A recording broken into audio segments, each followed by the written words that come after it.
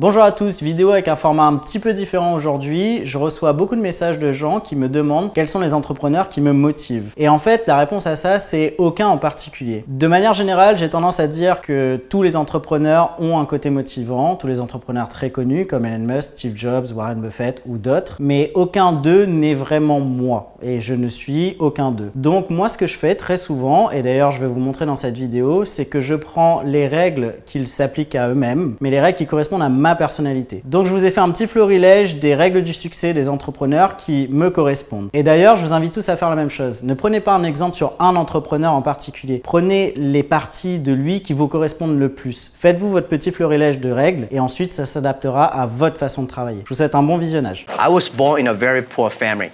I never got a great education. I failed all the examinations. For what reason? I don't know.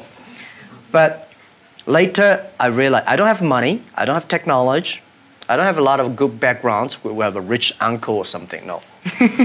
The only thing I competed with my people is, let's compete for 10 years later. This is what I believe 10 years later will be happening. So everything I do for that goal, I know 10 years later, this thing is going to happen. Because I know if I compete with him for next month, no chance. It's a challenge, but it's an opportunity. And it's the opportunity for people like us.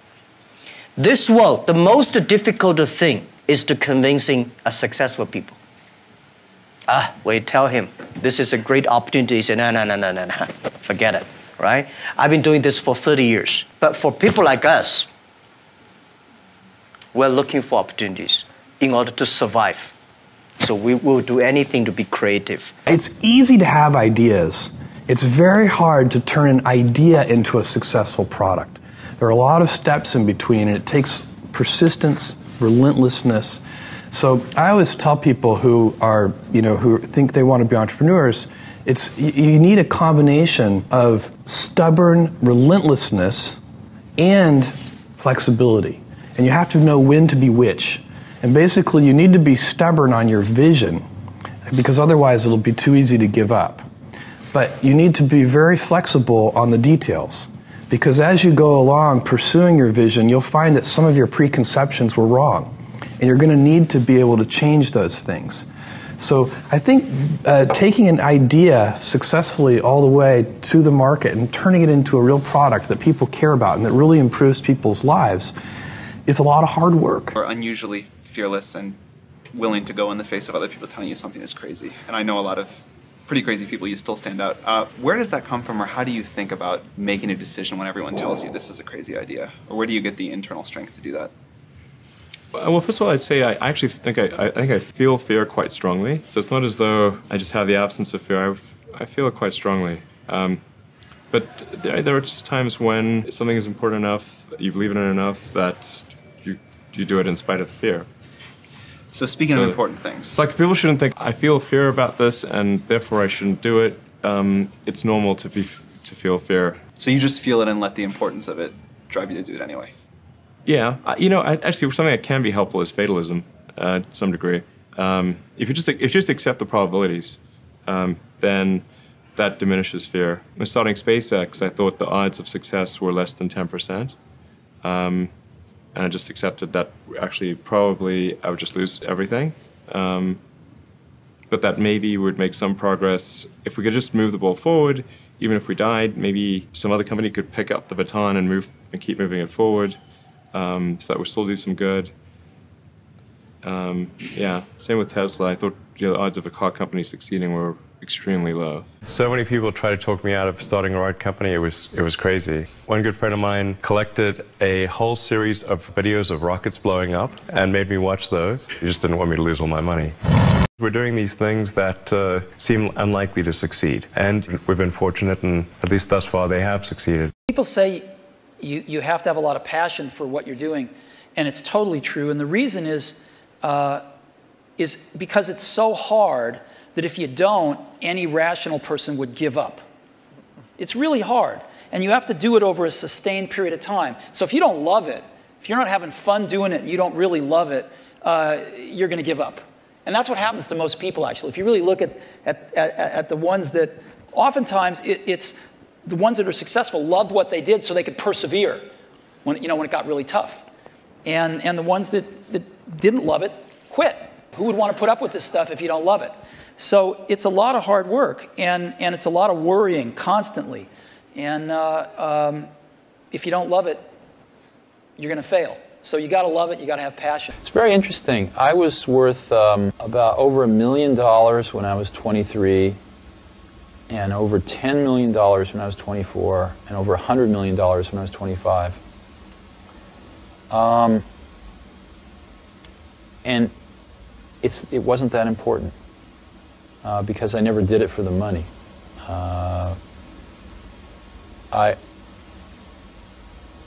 I think money is a wonderful thing because it enables you to do things. It enables you to invest in ideas that don't have a short-term payback and things like that. But especially at that point in my life, it was not the most important thing. The most important thing was the company, the people, the products we were making, what we were going to enable people to do with these products. So I didn't think about it a great deal. You know, I never sold any stock and just really believed that the company would do very well over the long term. So many things go wrong when you're starting a company, and often I think people ask, what mistakes should you avoid making? And my answer to that question is don't even bother trying to avoid mistakes because you're going to make tons of mistakes, right? And the important thing is actually learning quickly from whatever mistakes you make and not giving up. Right, and I mean, there are things every single year of Facebook's existence that could have killed us or made it so that it just seemed like moving forward and making a lot of progress just seemed intractable, but you just kind of bounce back and you learn, and nothing is impossible. You just have to kind of keep running through the walls. You have for years, ever since you were a little boy, I hear, been called a nerd. Do you care? Does it hurt you? Well, nerd means a lot of things. I'm somebody who can sit and read a book about science for hours on end, and I don't mind being labeled as somebody who finds that interesting. There is hardly a day in which something is not written about Microsoft. It has become almost a frenzy. You're being called the evil empire. You forget being called a nerd. You are now being called arrogant, greedy, the devil. You've read all this stuff or heard that this has been said. What do you say about all of this? Well, it's a very competitive business. And that's all? Oh, no, absolutely. When you have the level of success that we've had, when you have a business that's important as this with this many competitors, you're going to have people saying some nasty things. And so you have to learn a little bit not to take it too personally. First I met Warren, we were talking about getting together and doing something again, and he pulled out his calendar, and the pages were so blank. And I said, wow. You've managed to avoid getting tied into a lot of kind of meaningless activity. And, Warren said, yeah, you have to be good at saying no and picking the things that really make a difference. And that's one of many things I've learned from Warren, but that's one of my favorites. And so I can blame it on him whenever I'm turning things down. What would you consider to be the worst investment you've ever made? The worst investment I ever made? How long do you have? Oh, I've made some very bad ones, but that doesn't really bother me. It may bother the shareholders, but that's another question. You're going to make mistakes in life. I mean, there's no question about it. You don't want to make them on the big decisions, who you marry and some things like that. So there's no way I'm going to make a lot of business and investment decisions without making some mistakes. I may try to minimize them. I don't dwell on them at all. I don't look back. The biggest mistakes are the ones that actually don't show up. They're the mistakes of omission rather than commission. We've never lost that much money on any one investment, but it's the things that I knew enough to do that I didn't do. We have missed profits of as much as, maybe $10 billion in things. The fact I didn't buy Microsoft way back is not a foregone opportunity because I didn't know enough to make that decision. But there have been other investments where I did know enough to make the decision, and for one reason or another, I either didn't do it at all or I did it on a small scale. I was sucking my thumb when I should have been writing checks, basically. And those don't show up. There's no place where it shows missed opportunities, but I've missed some big ones. The triumphs in life are partly triumphs because you know that everything isn't going to be a triumph. And I would never get too hung up on mistakes. I know a lot of people that really agonize over them, and it just isn't worth it. I mean, tomorrow's another day, and you live it forward. I advise students, as much as possible, look for the job that you would take if you didn't need a job. I mean, you know, don't sleepwalk through life, and don't say it's all going to be great. You know, I'll do this and I'll do that, and you know, I'm just marking time till I get to be older. That, as I've told people, that's like saving up sex for your old age. I mean, it just is not it is not a good idea. Yeah. Oh. You really want to be doing what you love doing, and you can't necessarily find it on your first job. Right. But don't give up before you find it. You will move in the direction of the people that you associate with. So it's important to associate with people that are better than yourself, and actually the most important decision many of you make, not all of you, will be the spouse you choose. Right. And you want to associate with people who are the kind of person you'd like to be. The friends you have, they will form you as you go through life, and